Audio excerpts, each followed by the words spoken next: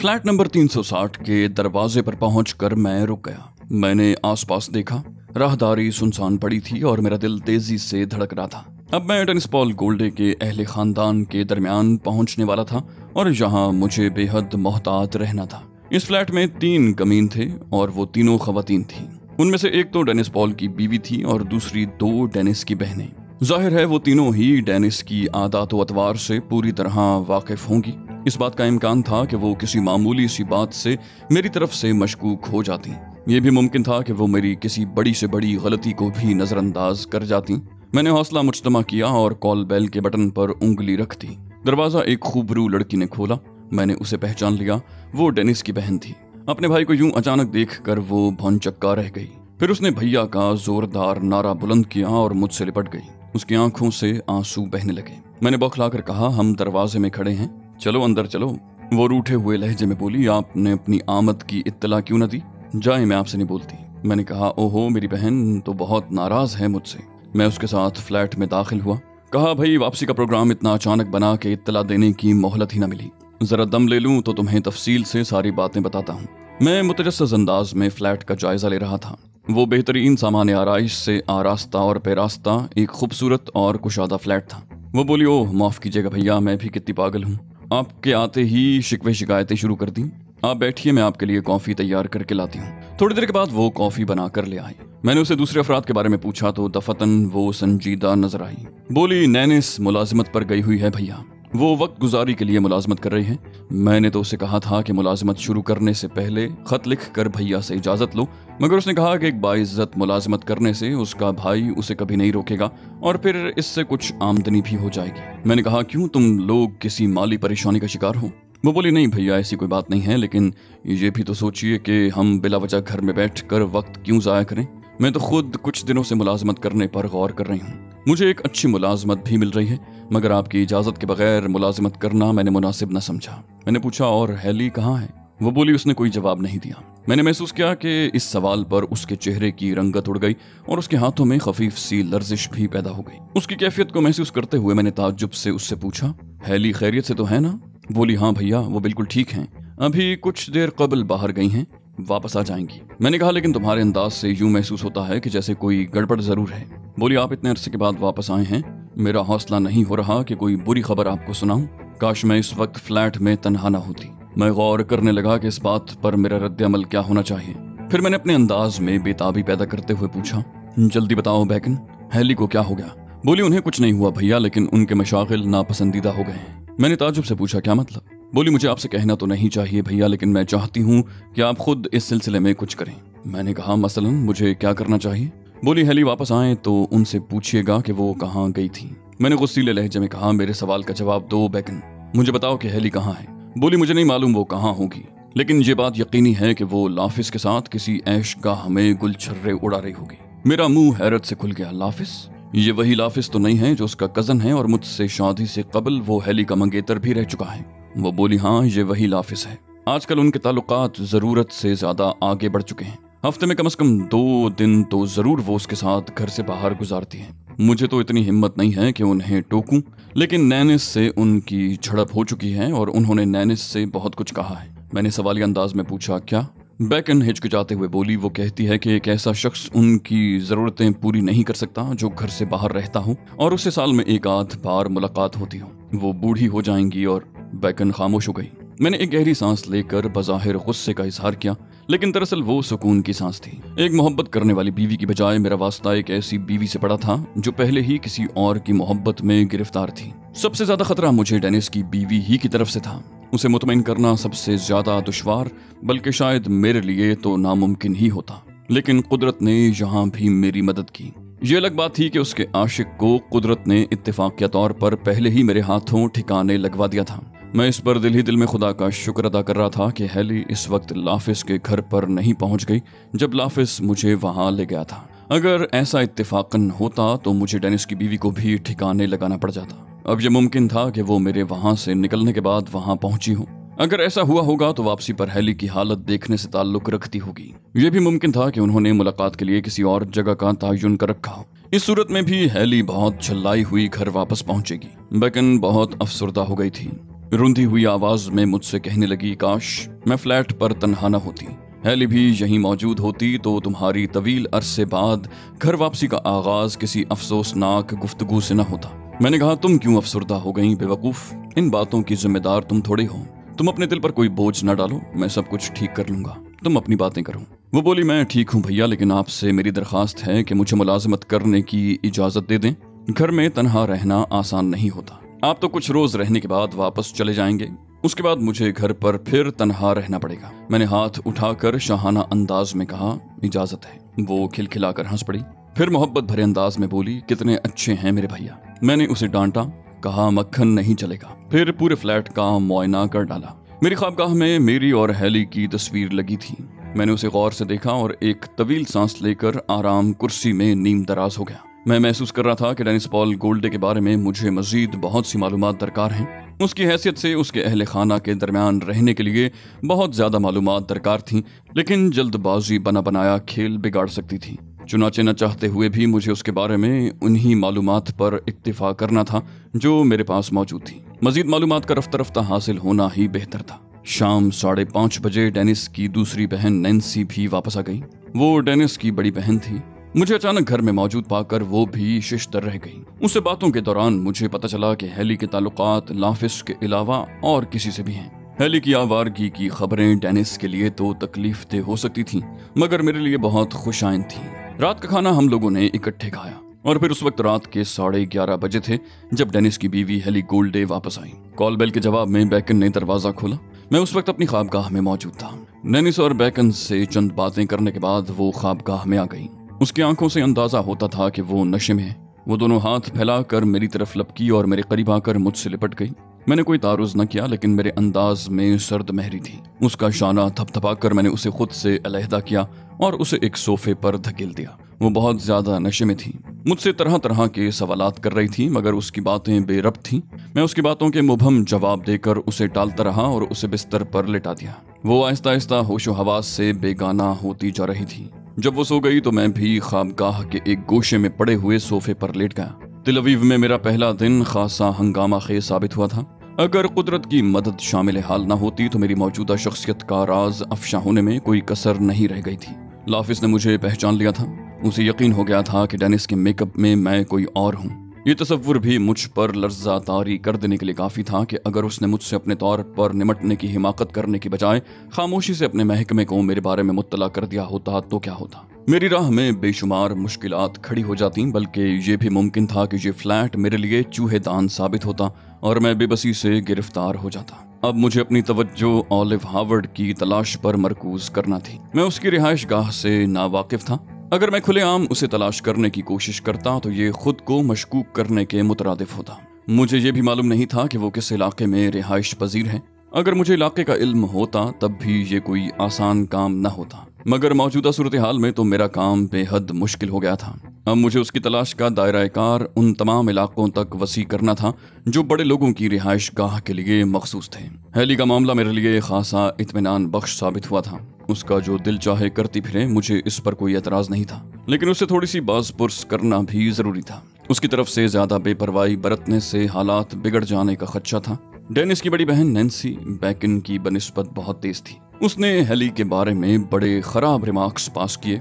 अगर मैं वो रिमार्क्स हेली के सामने दोहरा देता तो यकीनन घर में कोई हंगामा खड़ा हो जाता, और फिलहाल मैं हर किस्म के हंगामों से गुरेज करना चाहता था। मैं बड़ी देर तक ख्यालात में उलझा रहा। फिर नींद की देवी ने मुझे अपनी नर्म आगोश में ले लिया। दूसरी सुबह नाश्ते की मेज पर हेली का रंग फक था।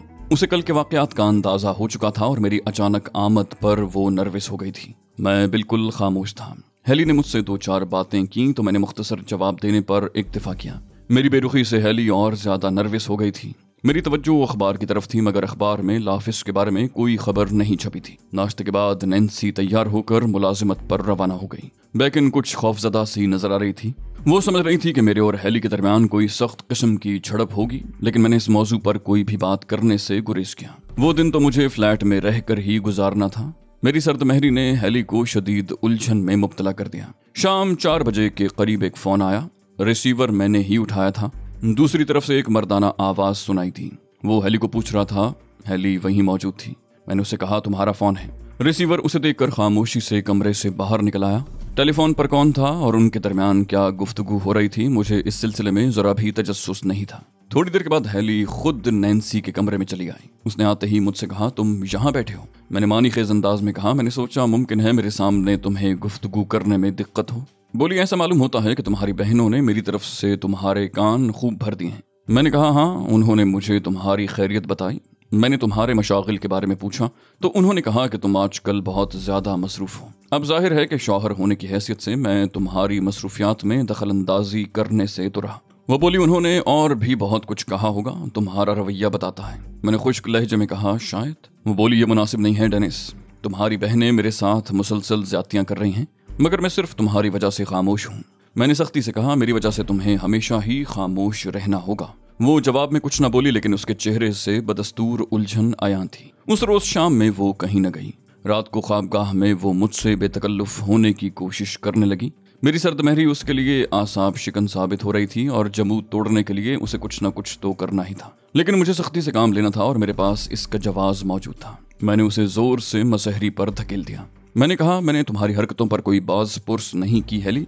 तुम्हारी ज़रूरतें बिलाशुबा अहमियत रखती हैं, लेकिन तुमने उन ज़रूरतों को पूरा करने के लिए काबिल एतराज़ राहें मुंतखब की हैं। मैंने फैसला किया है कि तुम्हारे मामलात पर तुम्हें नहीं टोकूंगा और अपने लिए भी सुकून की राहें तलाश कर लूंगा। मेरे ख्याल में हमारे लिए यही बेहतर होगा कि अपने इख्तिलाफ दूसरों के इल्म में लाने की बजाय खामोशी से अपनी मुंतखब करदा राहों पर चलते रहें। मुझे से कोई गरज नहीं कि तुम अपनी रातें लाफिस के साथ बसर करती हो या किसी और के साथ, लेकिन मैं तुम्हें इस बात की इजाज़त नहीं दूंगा कि मेरे नज़दीक आने की कोशिश करो। मैं मुख्तसर अरसे के लिए आया हूँ। मेरी वापसी के बाद तुम्हें एक बार फिर खुल खेलने की आज़ादी मिल जाएगी। बल्कि अगर मुमकिन हो तो ये बात जहन से ही निकाल दो कि मैं वापस आया हूँ। वो रूहान सी होकर बोली, कैसी बातें कर रहे हो डियर, मेरा किरदार मजबूत है। लाफिस मेरे बचपन का दोस्त है। तुम्हारी अदम मौजूदगी में हम दोनों के दरमियान तफरीही प्रोग्राम तो बनते रहे हैं, मगर मैंने बेरुखी से कहा, मैंने तुमसे उनकी तफसीलात नहीं पूछी। अगर मैं इस सोफे पर सोना चाहूँ तो तुम्हें कोई एतराज़ तो नहीं होगा? वो बोली, लेकिन मैंने कहा, अगर तुमने बहस करने की कोशिश की तो मेरे गुस्से का आगाज हो जाएगा। हेली बेबसी से होंठ काटते हुए मसहरी पर जा लेटी और थोड़ी देर के बाद वो सो गई। मैंने बला टलने पर सुकून की सांस ली थी। दूसरे दिन मुझे काम का आगाज करना था, जिसके लिए रात की पुरसुकून नींद बहुत जरूरी थी। मैंने हर उलझन जहन से झटकी और लंबी तान कर सो गया। अगली सुबह भी मैंने पूरी तवज्जो से अखबार पढ़ा।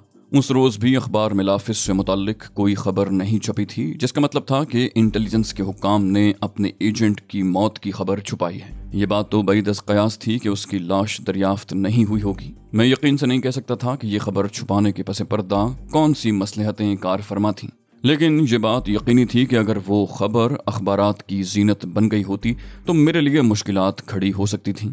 3 अफराद ने मुझे उस वक्त उस इलाके में देखा था। उनमें से एक तो लिली थी और दीगर 2 अफराद वो लिफंगे थे जो लिली के पीछे लगे हुए थे।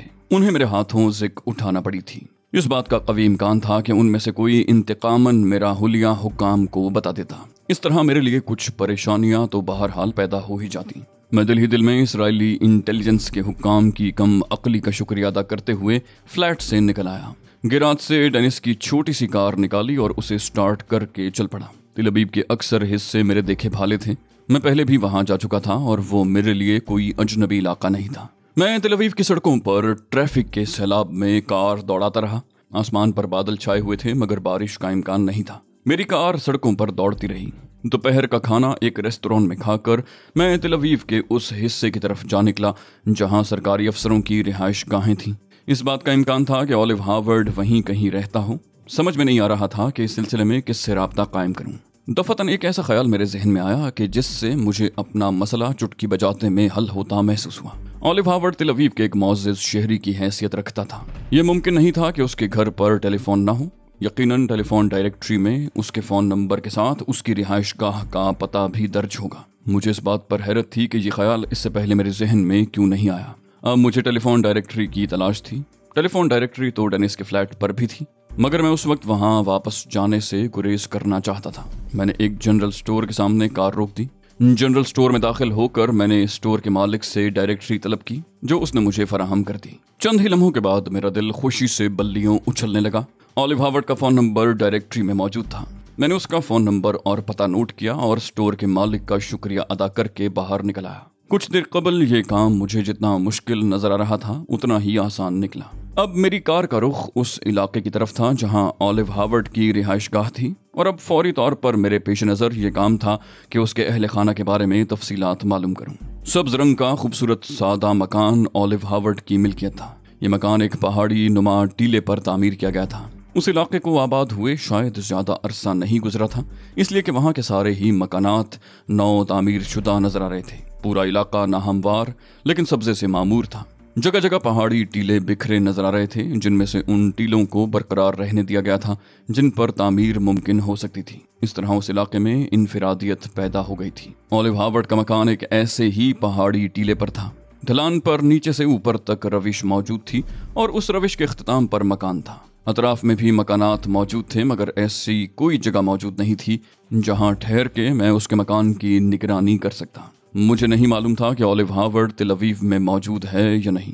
मैं तो उसके अहले खाना तक से वाकिफ नहीं था, बल्कि मुझे तो ये अंदाजा भी नहीं था कि उसके खानदान में कुछ लोग हैं भी या वो तन्हा रहता है। माजी में उससे मेरे बहुत से मार्के हुए थे, लेकिन कभी उसके अहले खानदान के बारे में मालूम नहीं हो सका था। उसकी नौबत ही नहीं आई थी। मगर आज मैं उस फाक दरिंदे की रिहाइशगाह के सामने मौजूद था जिसकी हैबत से जराइम की दुनिया पर भी लर्जा तारी रहता। मैं वहां रुके बगैर वापस आ गया। एक रोज के लिए इतना ही काफी था। इसराइल के उस खौफनाक एजेंट के खिलाफ इस बार मैं भरपूर कार्रवाई करना चाहता था और इस मकसद को हासिल करने के लिए हाथ पैर बचाकर काम करना जरूरी था। फ्लैट में हेली मौजूद थी। शायद उसने घर से बाहर कदम न निकालने का अज़्म कर लिया था। मैं ये नहीं मान सकता था कि वो शर्मिंदा होगी, इसलिए कि वो बहुत ढीठ औरत थी, मगर वो जाहिर यही कर रही थी जैसे उसे अपने रवैये पर बहुत अफसोस हो। उस रात उसने अपनी शर्मिंदगी का ज़बानी इजहार भी कर दिया, मगर मुझ पर कोई असर न हुआ। मैंने उससे तल्ख लहजे में कहा, अपने काम से काम रखो हेली। मैंने तुम्हें कोई सरजनिश नहीं की तो इसका यह मतलब हरगिज नहीं है कि तुम झूठी मोहब्बत जताकर मुझे बेवकूफ़ बनाने की कोशिश करो। वो बोली, तुम गलत फहमी का शिकार हो डेनिस, या तो अपना जहन साफ कर लो वरना हमारी जिंदगी तल्ख हो जाएगी। मैंने कहा, वो तो पहले ही तल्ख हो चुकी है। अब मैं ऐसा कोई कदम उठाने से गुरेज करना चाहता हूँ जिसकी वजह से बाद में हम दोनों को पछताना पड़े। वो बोली, बात फैसला कुन होनी चाहिए डेनिस। या तो तुम्हें मेरे किरदार के बारे में ये अल्फाज कहना होंगे कि मैं एक औरत की हैसियत से बुरी नहीं हूँ, या फिर। मैंने कहा, या फिर क्या?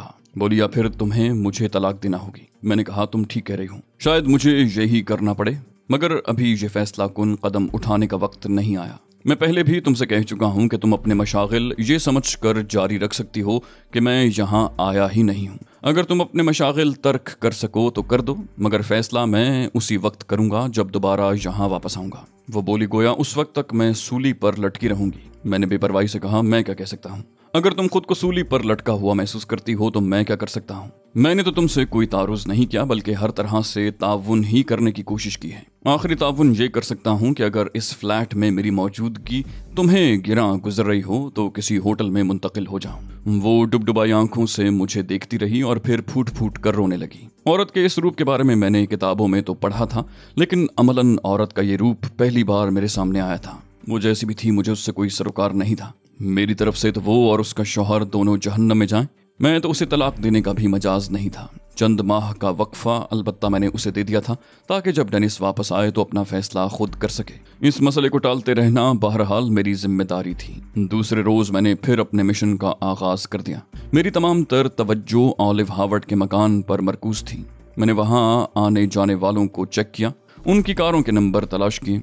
मैं बड़े मोहतात अंदाज में काम कर रहा था। तिल अबीब में रहकर ज्यादा सरगर्मियां मेरे लिए नुकसानदेह हो सकती थीं।